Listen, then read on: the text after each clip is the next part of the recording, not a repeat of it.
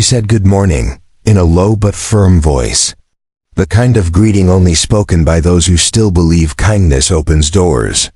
But that morning, at the Han mansion, the only thing that opened was an uncomfortable space between her and the silence of others. No one replied, not even with a glance. As if her words didn't carry enough weight to cross the entrance hall. As if that maid uniform erased any attempt to be noticed. Han Hee-yoon wasn't invisible. But in that house, they chose not to see her.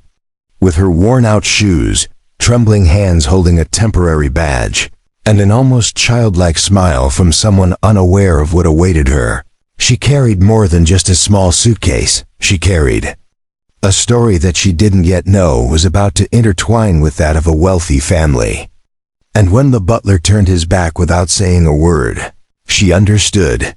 In that place, politeness was not a two-way street. The house was grand, with white columns, marble staircases, and a wall clock that seemed to count other people's mistakes. But nothing there was as cold as the eyes of Soo-jin, the eldest daughter of the family, who came down the stairs without hiding the disdain in her gaze when she saw Hye-yoon standing there. She wore high heels indoors and walked as if the world revolved around her. Hye-yoon lowered her head, but she felt it. That look that doesn't forgive, even before it gets to know you. The first lesson was clear. The Han mansion had hierarchies that weren't in any contract. It had doors that only opened for those with the right last names, and voices that were only heard when they came from lips painted with expensive lipstick. She was just a domestic agency scholarship worker, sent to cover another employee's leave. But someone in that house already knew. She was not just anyone. If you're here, it's because you believe that stories like this deserve to be told with heart. So go ahead and subscribe to the channel, hit like, and share it with someone who also loves true doramas. This is your free dorama channel here on YouTube. While the other employees whispered about her in the kitchen corner, Hye-yoon took a deep breath. It wasn't the first time she had started from the bottom, but it was the first time someone made her feel below zero. The cook didn't look at her. The housekeeper gave orders without properly explaining, and the uniforms were all a size too small. As if that job were meant only for serving, never for feeling comfortable. But not everything was disdain. On the second floor, behind a half-open door, an older woman observed her. Eyes hidden behind fine glasses, expression closed and elegant. It was Han Ji-suk, the matriarch. She hadn't come down for meals in weeks, but no one in the house made a decision without her approval. And when she saw Hye-yoon for the first time, she said nothing. She just made a mental note. She smiles too easily. That can be dangerous. On the third day, Hye-yoon was called to serve breakfast at the Pofus family table. There were 5 people, but 7 seats. 2 empty chairs were always there, untouched, like a silent reminder of something no one mentioned. The patriarch, Nunde Hyen, read the newspaper in silence. The youngest son, Han-jun Izio, feigned disinterest, while watching Hye-yoon out of the corner of his eye. And the wife, Min Hai-ran, smiled without smiling, the kind of expression wealthy women master when they want to appear kind but are secretly testing you. She gently placed the tray on the table. And before anyone could thank her or ignore her, she heard the strangest question of her life. Do you believe people can change?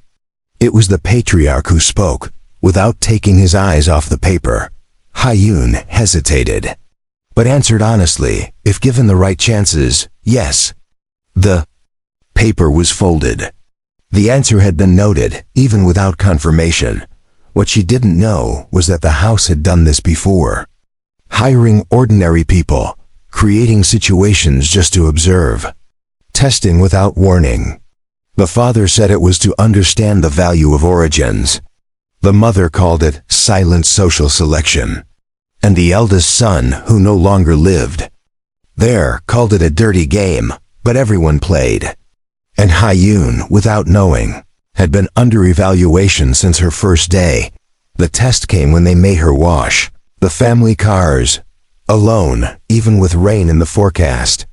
They said it was part of the entry ritual, but no one else had ever gone through it.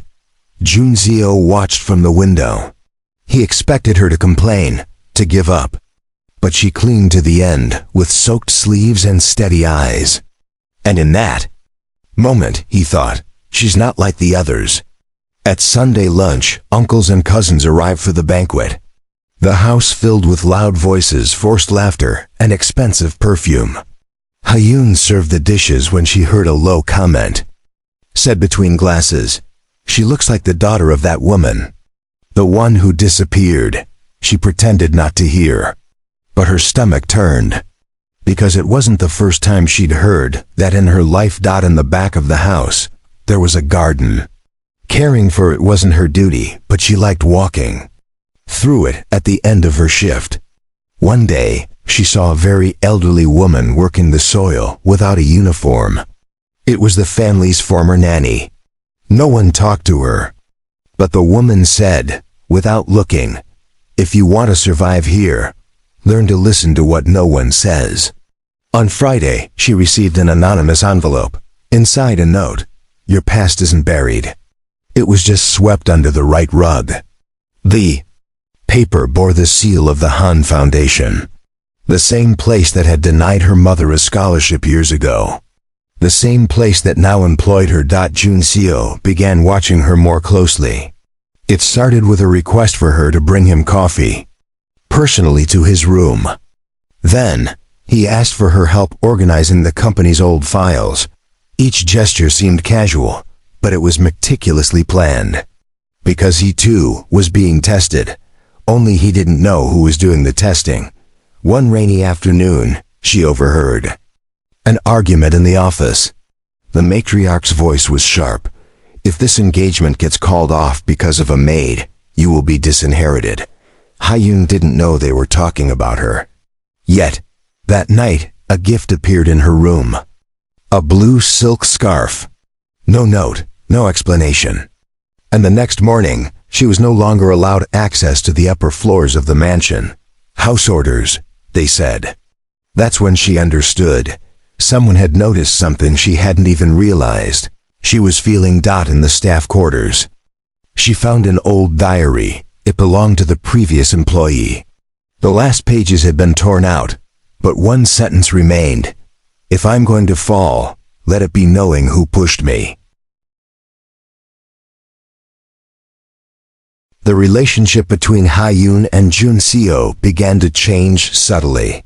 Not through explicit gestures, but through longer silences, glances that lingered a second too long, and questions that, although seemingly banal, sought to understand what was not being said. He, the youngest heir to a fortune built on exports, had grown up surrounded by privilege, yet carried in his eyes a constant doubt, as if unsure of who he really was when no one was watching.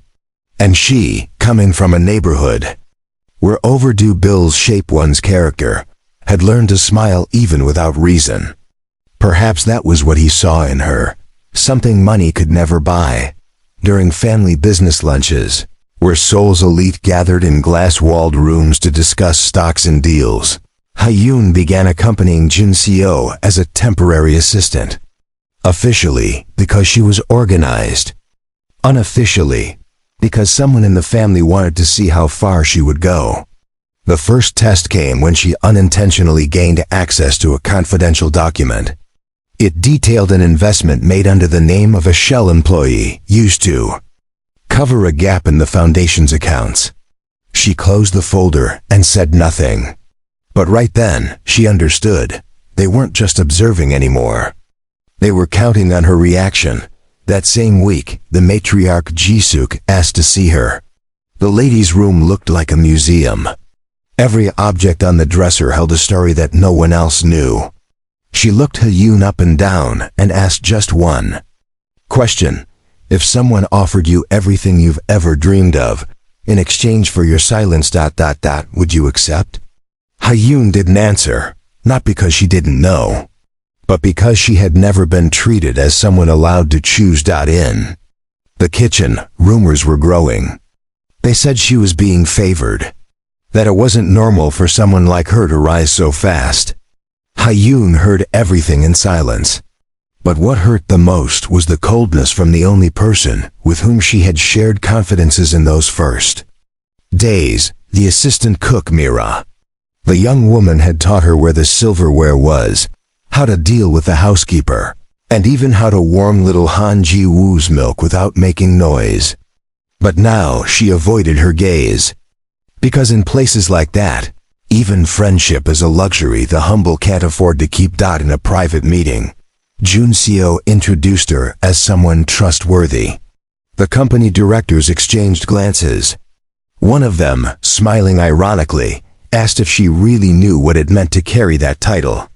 Hyun responded politely but firmly, "It means not disappointing those who believe in me. And not pretending I don't see what's wrong." The room fell silent. Another mental note was made.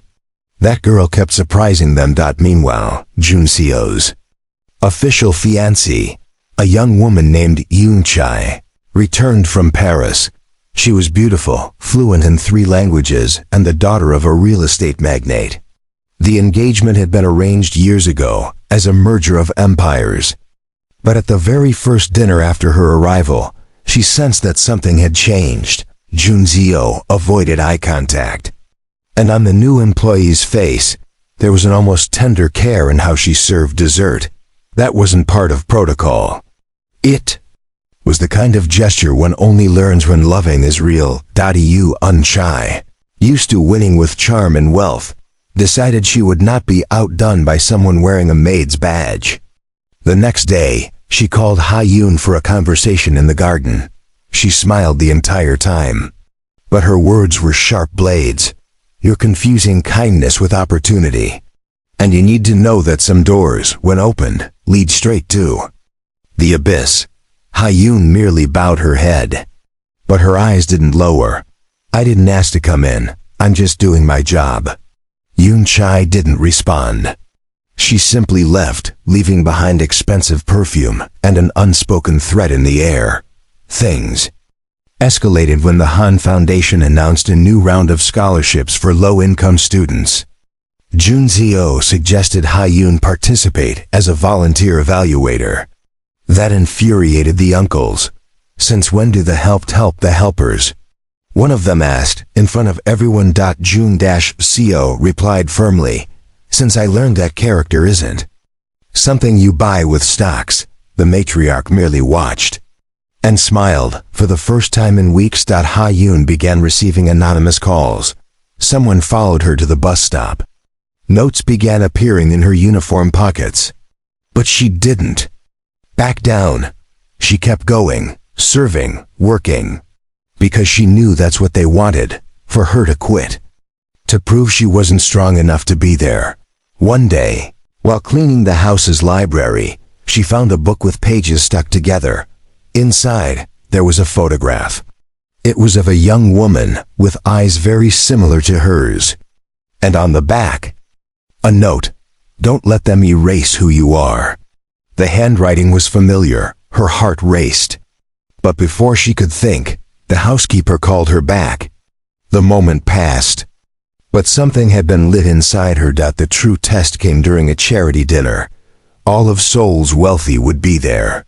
And for some reason, they asked Hyun to serve at the tables in the main hall, something normally reserved only for hired professionals. During dinner, an elderly gentleman discreetly let an envelope drop beside his plate.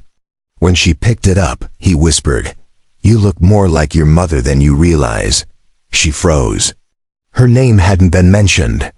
But that sentence echoed through the following days as a truth she could no longer ignore. After that, Jun Seo pulled away.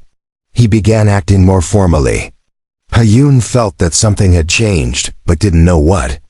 Until she accidentally overheard a conversation between him and the matriarch. "You can't protect her forever. Jun Seo. She needs to go through the same trials." And then everything made sense. She wasn't the exception. She was part of an experiment larger than she had imagined. At the company, they began testing her with sensitive decisions.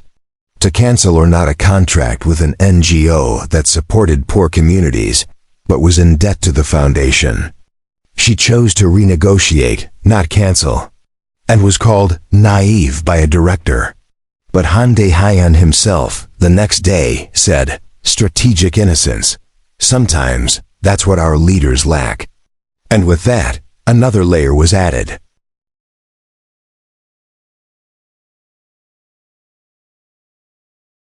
Jun Se-oh no longer looked at Ha-yoon the same way, and that hurt more than any insult she had received inside that house. He had distanced himself as if her presence was now inconvenient, or too dangerous to keep close. But there was no anger in his eyes, there was hesitation. As if he knew something he couldn't yet say, as if he had been forced to choose between what he felt and what was expected of him. And in that house, choices were never free. In the days that followed, Ha-yoon continued working with the same care, even without knowing if she was still welcome. The looks grew colder again, the tasks heavier, and the loneliness more evident. It was as if everyone were simply waiting for her to make a mistake, any slip that would justify getting her out. But she had already understood the game. The Han Mansion was a silent arena, where the humble were tested and the powerful enthroned. And the only way to remain was to endure. In the library, she found an old notebook with the name Cora written on the back cover. It was her mother's name. It couldn't be there by accident. The first pages were blank, but there were notes hidden between the sheets, as if someone wanted only attentive eyes to find them. Among drawings and interrupted phrases, one note caught her attention. "The truth doesn't scream. It watches in silence until someone has the courage to see it." Ha-yoon knew, in that instant, she wasn't there by coincidence. On a rainy night, the matriarch asked Ha-yoon to personally bring a tray to her room. That had never happened before. Upon entering, she noticed the lights were dimmer and the atmosphere more intimate. Ji-suk stared at her for a long time before speaking. "Do you believe you can take a place that was never prepared for you?" Ha-yoon took a while to answer. Finally she said, "I don't believe in ready-made places. I believe in transformed ones." The lady smiled slightly, with that kind of smile that mixes irony and admiration. "Good answer.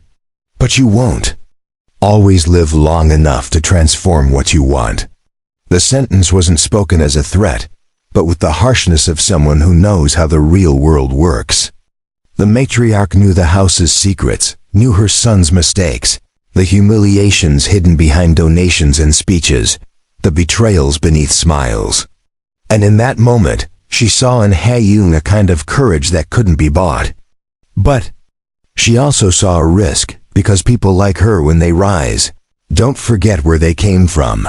During a gala event, where Ha-yoon was assigned to assist in receiving foreign guests, her name was mentioned by one of the businessmen as the young woman who resolved the donation deadlock for the rural villages NGO.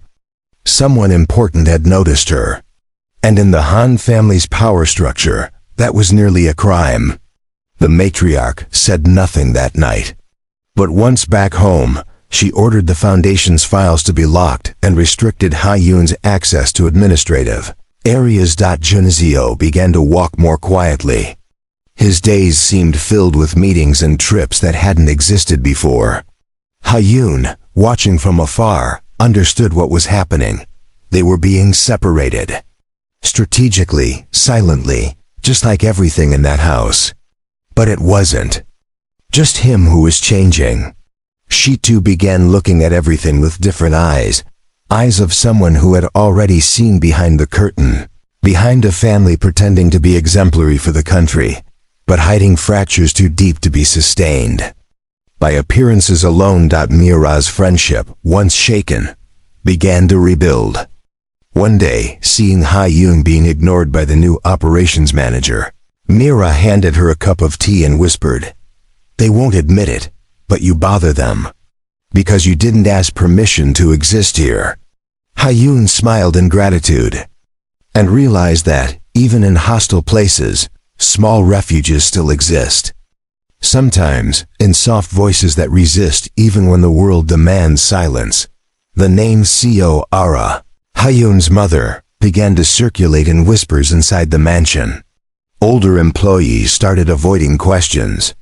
One of them, when pressed, only said, "Some stories should not be dug up. Because buried, at least they don't make anyone bleed anymore." But Hyun was no longer willing to accept silence as an answer. She needed to understand why her mother's name caused so much discomfort, and why that house seemed at the same time drawn to and haunted by it. During a reorganization of the house's files, Hyun found a folder with her mother's name, along with other confidential documents from the foundation. Among them, a handwritten letter from Jisuk, addressed to someone named Mr. Min. The content was clear: the girl must be kept away from Dionysio. Her past condemns her. Her blood must not mix with ours. Hyun read in silence, then closed the folder without crying. It was confirmation of what she had already sensed. Her birth was a wound that family never wanted to heal. Jun-Co, in turn, was torn. He knew part of the past, but not everything. His father, Hande Hyun, had told him only fragments, enough to cause fear, but not enough to form a truth. And it was only when he found Hyun sitting alone in the garden, reading her mother's notebook, that he approached with honesty. "How much more do you know?" She looked at him calmly and replied, "Enough to know I'm here by merit, and enough to know that you don't know anything." They started meeting at unplanned times. Sometimes in the hallways, sometimes in the service elevators. Short conversations, but increasingly meaningful. They didn't talk about love, they talked about choices. About how hard it is to be good in a system that rewards cowardice. And how both of them, though from such different sides of the social structure, were tired of living under others' expectations. On Jisuk's birthday, a grand celebration was prepared. All the family members were present. It was the kind of moment where alliances were sealed and masks were polished. Hyun was assigned to serve dessert. When she arrived at the main table, one seat was empty. It was Jun-Seo's, but just as she placed the dish in front of the matriarch, she heard his voice from the doorway. "Before the toast, I want to say something." The hall went silent. He walked to the center of the room and said, "We are proud of our accomplishments. But we forgot to recognize the ones who truly carry this house on their backs. Today, I want to thank Hyun, because she has more dignity and courage than many of us who were born here." The looks froze. The matriarch remained upright, but her expression hardened. No one dared interrupt. Later, Hyun was summoned to the office. Jisuk was waiting. The conversation was short but decisive. "You crossed a line. Now you'll have to deal with the consequences." Hyun didn't flinch. She answered firmly, "I wasn't the one who created that line. I just stopped pretending it didn't exist." And with that, she knew the doors would begin to close. But she also knew that when a door closes to someone with courage, many windows open to those who've already learned how to climb. The next day, she was transferred to the company's supply department. A clear demotion. Everyone understood the message. But Hyun didn't let herself be shaken.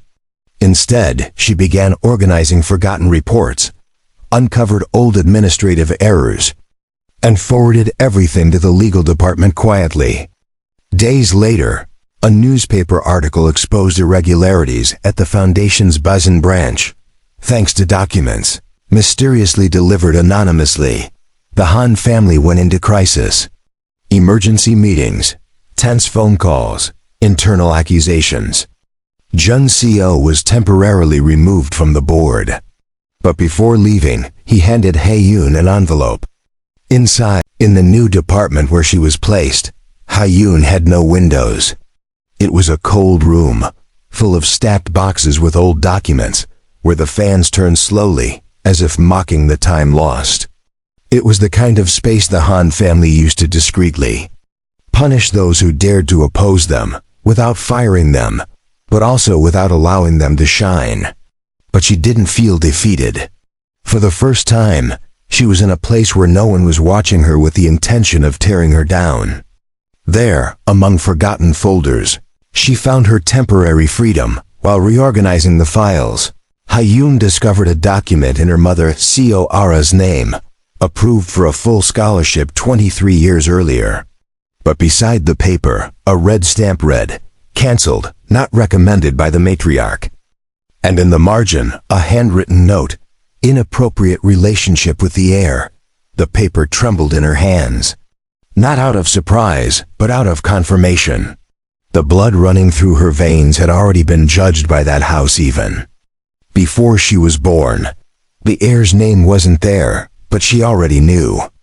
It was Junseo's father, Han Dae-hyun, the same one who now gave speeches about ethics and tradition, the same one who pretended not to recognize familiar traits in Hyun.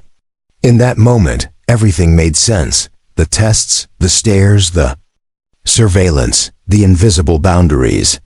She wasn't just an efficient employee. She was a living reminder of a mistake the family never had the courage to publicly acknowledge. Shuk knew. She had always known. She was the one who had Seora removed from the university, who made sure no official record connected Ra to the Han family. But she failed in one detail. The girl survived. She grew up. She came back. And now she was inside the house that had tried to bury her. And the more the matriarch tried to control her, the more Hyun revealed something no one else in that house possessed. A dignity that didn't depend on a surname. Jun-eo, removed from the board, began visiting social projects in the poorer regions of the city. For the first time, he saw up close the reality of the people his father used only as statistics in speeches. He began to understand the abyss that separated his life from Hyun's, and this awareness didn't push him away from her, it brought him closer. But he knew, to love her, he would have to break from the ground he had been raised on. And he wasn't sure he had the courage. Eun Chai, feeling neglected, plotted her silent revenge. She sent an anonymous letter to the press denouncing possible improper relations between the Han Foundation and corrupt politicians. Documents she had obtained when she used to assist Junseo. The scandal exploded like a bomb in the news. The mansion turned into a trench. And once again, it was Hyun who emerged as a key figure in the investigation, even without having done anything. She was simply in the wrong place, surrounded by too much truth. In that chaotic context, the only person who still walked with serenity was Jisuk. She knew scandals come and go, that the elite always finds ways to reinvent its discourse. But what she didn't know, or pretended not to know, was that the generation growing up under her rules was starting to rise. Hyun was a seed of moral insurrection planted right at the heart of what the matriarch held most dear. Controlled. In a surprising gesture, Patriarch Han Dae-hyun called her for a conversation, not in the office, but in the garden, where the eyes of the employees couldn't reach. He said he knew who she was, that he had recognized her from day one, but that he couldn't do anything. Rich families don't make mistakes, they erase, he said. But you didn't let yourself be erased, and that's why everyone is afraid of you. Hyun listened in silence, because she had learned that the strongest words are not spoken, they're upheld through posture. That night, Hyun returned to the back room, the same one she slept in when she first arrived. But something had changed. On the bed, an envelope. Inside, a copy of Dae-hyun's old will. And among the inheritance clauses a note. In the absence of direct heirs, consider Seo Hyun as a partial beneficiary. The date on the document was prior to Junseo's birth. She swallowed hard. Everything was about to change. The next day, an emergency meeting was called with the entire family.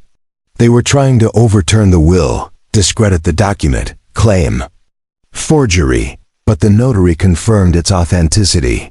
Hyun, without asking, had officially become a name linked to the Han family's assets. Not as an employee, not as an assistant, but as a potential heiress.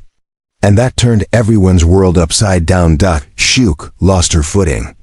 For the first time, she trembled as she spoke. She said it was absurd, a maneuver, an emotional trap. But no one listened to her the same way anymore. The father, weakened by illness and guilt, simply murmured, "She has more right than many here." And with that one sentence, the wall began to crumble. Junseo reappeared, summoned by his own mother. He said he needed to see her, not Haiyun, the matriarch. He wanted to look into the eyes of the one who had controlled his life like a chessboard. "Mother, you taught me not to make mistakes. But you never taught me how to love without fear. I learned that from her." Jisuk lowered her eyes. And for the first time, she didn't respond. The shareholders, seeing the public crisis worsening, pushed for a solution. They suggested that Haiyun be officially recognized as an honorary partner of the foundation to avoid further damage. But she declined. She said she didn't want titles, nor belated recognition. She only wanted her mother's name restored in the records, with everything that had been taken from her. Her voice trembled, but was firm. And everyone understood. That woman wasn't there for power. She was there for justice. The public began to react. On social media, Haiyun's name gained traction as a symbol of resilience. Young people were inspired by her story. University students demanded investigations into the manipulation of scholarships in private institutions. What was meant to be a silencing attempt turned into a national spark. And she, though scared, remained firm. Because truth, when it finds courage, never returns to the closet. Mira, who had always been nearby, began walking by her side with more conviction. "You gave me the courage to go back to school," she said. Haiyun smiled. Because more than receiving a title or a fortune, she wanted that, for others to discover they were not invisible. And that they knew more than they were allowed to show. Yuan Chai, seeing the public reaction, tried to reverse the situation. She told the press that she had been used, manipulated, that she too was a victim of a sexist system. But the narrative didn't stick. Because this time, the truth had a face, a name, and a story, and it was impossible to compete with that. She left the country. The envelope in Haiyun's hands felt light, but it carried a weight she wasn't sure she was ready to bear. It wasn't just a letter from a man who had once denied his own blood. It was the belated recognition of an entire past that had been swept under the rug. It was the apology her mother never had time to hear. She didn't open it right away. She placed the envelope in the pocket of her worn-out bag and continued in silence. The bus was already turning the corner, and she knew she was saying goodbye to a part of herself. The city seemed more alive that morning. Maybe something inside her had finally taken form. It wasn't revenge. It was peace. The peace that comes when the truth no longer needs to scream because it's already been acknowledged. When your name is no longer a source of shame, but of respect. When the silence of others no longer defines you. She didn't know what would come next. And that was the best part. For the first time, her future didn't depend on another family's decisions. As the bus took her away from the mansion, a stir was happening on the upper floors. Jisuk had called an emergency meeting with the family lawyers. Not to overturn the will, but to understand what could still be preserved. The foundation's image, the company's stability, the respect of the elite who admired her, everything was slipping through her fingers. And at the center of it all, the name of a young woman who had never asked to be there. Junzio spent the following days trying to reorganize what remained of the family structure. He reconnected with old social projects, resubmitted inclusion proposals to the board, and quietly began reforming the foundation's internal policies. His uncles accused him of being corrupted by the girl's sentimentality. He simply replied, "If you call humanity a weakness, then I'm proud to be weak." That phrase spread through the family's internal chats like a scandal. But to the employees, it sounded like relief. At the university, where Ha-yoon had once dreamed of studying, she was invited to give a lecture. The theme was, how not to bow to silence.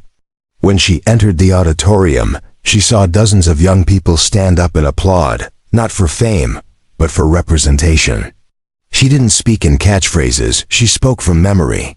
From the pain of someone who was once unheard, and from the strength of someone who had turned rejection into a tool for building. In that same auditorium, after the lecture, an elderly woman with white hair approached her. She was Ji-suk's former secretary. She handed her a small flower-shaped brooch. She said it had belonged to her mother. She used to wear it to job interviews. She said it reminded her of spring when everyone treated her like winter. Ha-yoon closed her eyes for a moment and understood. Even in the face of so much absence, her mother had never stopped guiding her. The media began calling her the daughter of silence. And although she rejected labels, she knew there was something poetic about it. She had grown up ignored, silenced, erased. And now she spoke for thousands who were still in the shadows. She used the stage not to share her pain, but to shed light on collective wounds. She didn't want fame. She wanted justice. And for that, she kept saying no to every offer that tried to use her as a symbol. Meanwhile, in the mansion, Ha-yoon's room remained empty, but untouched. No one dared to move her belongings. The housekeeper said it felt wrong. Ji-suk pretended not to notice. But at night, she passed by the door and looked inside, as if waiting to hear once again the good morning that had once been ignored. Maybe because deep down she knew that polite gesture had been the first sign that her reign of silence was beginning to crumble. A new administrator was hired for the foundation. Young, Harvard-educated, but born in Incheon, daughter of street vendors. The choice was seen as radical. But Jun Seo said, "What's radical is keeping everything the way it has always been."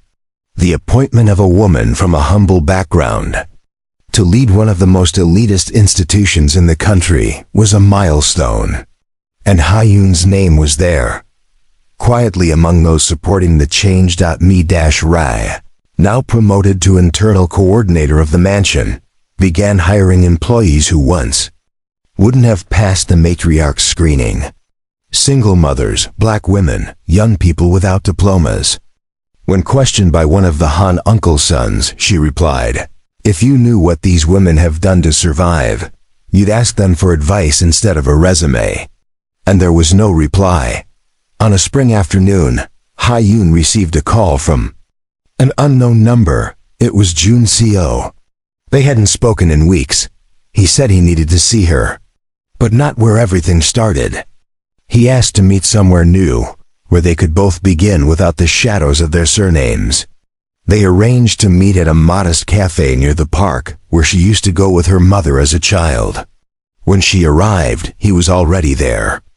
No gold watch, no suit, just him. The conversation was simple. Honest, he said he still loved her. That he didn't want to build a castle. He wanted to build something that didn't need walls. She listened, and said she needed time to think. Because love, for her, now had to be a choice, not a refuge. He understood. He didn't rush her. And as they said goodbye, he smiled like someone who had finally understood that loving also means waiting without control. In the newspapers, Ji-suk's name slowly faded. But among the old guard businessmen, she was still feared.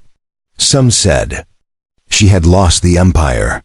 Others said she was just retreating to regain control. But the truth was, in the solitude of her room, she reread Iseo Ara's old notes and murmured softly, "You won," even without shouting. That was the closest to an apology she could give.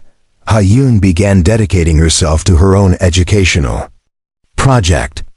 Small mobile libraries that traveled through rural communities and marginalized neighborhoods, offering free books and classes. When asked why she did it, she replied, "Because someone once gave me a book, and in it, I discovered that my story didn't have to end where it began. During one of those visits, a shy little girl gave her an envelope. Inside was a drawing with 3 figures: a long-haired woman, a stern-faced older woman, and a child, holding both their hands. On the back, the sentence, "You taught me that even those no one listens to can change the world." Hae-yoon cried, not from sadness, but from gratitude, because she understood that her journey was now a bridge, not a wall. Jun-Eco, far from the spotlight, continued his personal reconstruction. He visited orphanages, studied public policy, learned to cook. He said that for the first time, he wanted to be someone outside the Han surname. When he met Hae-yoon again, months later, she invited him to give a lesson on ethics in her project. He accepted. And there, in front of curious young eyes, he told his truth with humility, and was applauded, not for being an heir, but for being honest. That same day, Hae-yoon was invited to write a book. At first, she hesitated, but then she understood it wasn't about her.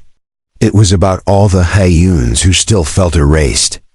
The title, "The Good Morning No One Answered," and the first line of the preface read, "It wasn't the lack of response that made me give up. It was what taught me to speak louder." The Han House began receiving visits from students and researchers interested in understanding how such a rigid structure had begun. Time didn't heal everything, but it taught each person involved that some wounds no longer need to hurt in order to be respected. The Han mansion was never the same again, and that wasn't a loss. It was evolution. The hallways, once silent out of arrogance, were now silent out of respect. The kitchen once again echoed with laughter. The garden was replanted, the library reopened to the public, and Hae-yoon's name was no longer whispered. It was mentioned with the same naturalness as one speaks of someone who built something legitimate. Because she didn't inherit. She sewed. Ji-suk, reclusive in her room, spent the last few months writing memories. Not to publish, but to understand where she lost control, and why, even with all the power, she couldn't prevent the inevitable. In a scribbled excerpt, she noted, "The girl we ignored was the reminder of everything we pretended not to see." That was the most she could offer as recognition. But coming from her, it was more than many had imagined. Jun-Seo, in turn, built a new relationship with his own name. He no longer needed to defend it, nor did he need to rebel against it. He found a balance between inherited privilege and learned humility. He continued helping with Hae-yoon's mobile library project, but now as a collaborator and learner. He never again tried to protect her. He simply walked beside her, with the kind of partnership that mature love requires. The restructured foundation began to prioritize stories like that of COR, mothers who raised children alone, students who had been rejected for not fitting in, workers who carried companies on their backs without ever being mentioned in speeches. The institution's new slogan, in fact, was inspired by something Hae-yoon once said, "A person's value is not in where they were born, but in how many times they refuse to be diminished."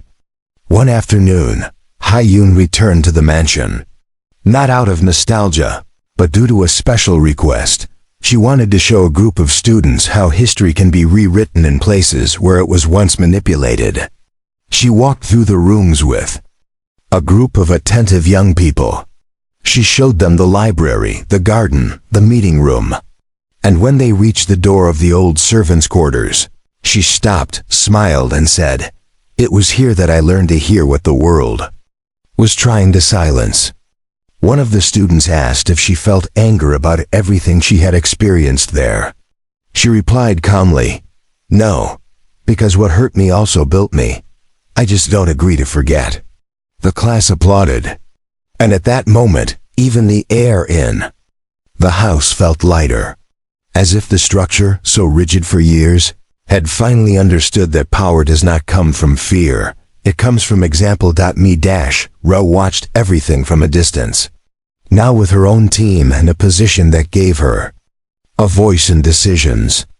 She silently noted employees' schedules, but also their birthdays, their preferences, their fears. She said that to care is not a luxury, it's a responsibility. Hyun embraced her with pride, like someone who knows she planted something and now sees it blooming where once there was only dry soil. Eun Chai, who had left the country, sent a letter. It wasn't an apology, but she said she had finally understood that love cannot be earned by contract. She also said she had learned to live outside the bubble in which she had grown up, and that, if she ever returned, she would like to ask Yoon for a conversation, not out of rivalry, but maturity. Hyun didn't reply immediately, but she kept the letter. Because those who know how to listen carefully also know when it's time to reopen doors. Hyun's book became required reading in public schools, not for fame, but for the truth it carried. Teachers reported that students cried when they saw their own stories reflected in the pages. It wasn't a biography, it was a mirror. A contained cry, transformed into a bridge. And that, perhaps, was the greatest victory of all, to see her pain turned into possibility for others. On the last page of the book, there was a dedication. To all the voices who said good morning and were ignored, keep speaking, because one day, someone will listen. And that someone might be yourself. The phrase went viral. It became a slogan, a t-shirt, a banner. But for Hyun, it was simply a reminder. She had won without needing to hurt. Jisuk passed away months later, in silence. No ceremony, no public tributes. But with one instruction left in her will, that part of her estate be invested in a foundation for young social leaders. Specifically, women who learn to rise without applause. Hyun cried when she read it, not out of sadness, but because, at last, even empires understand that time changes everything, even what seems unshakable. At the symbolic ceremony for the first scholarships awarded, Hyun was invited to speak, but she declined the microphone. She preferred to sit in the audience and listen to other stories.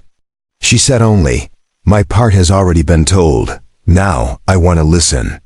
Because deep down, she knew that her greatest legacy was not her voice. It was teaching others how to find their own. Jun Seo approached at the end of the ceremony.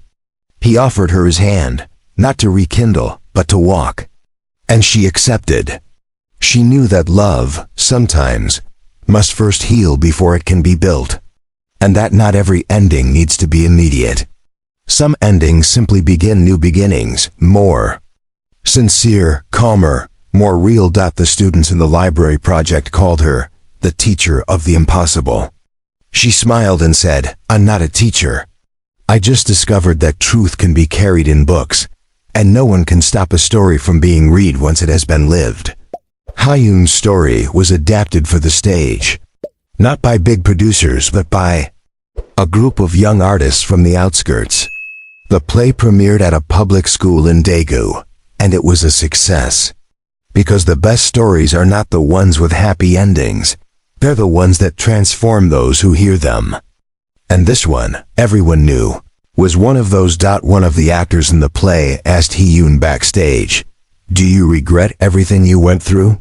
She looked at the stage and replied, "No, because even silence taught me how to build words."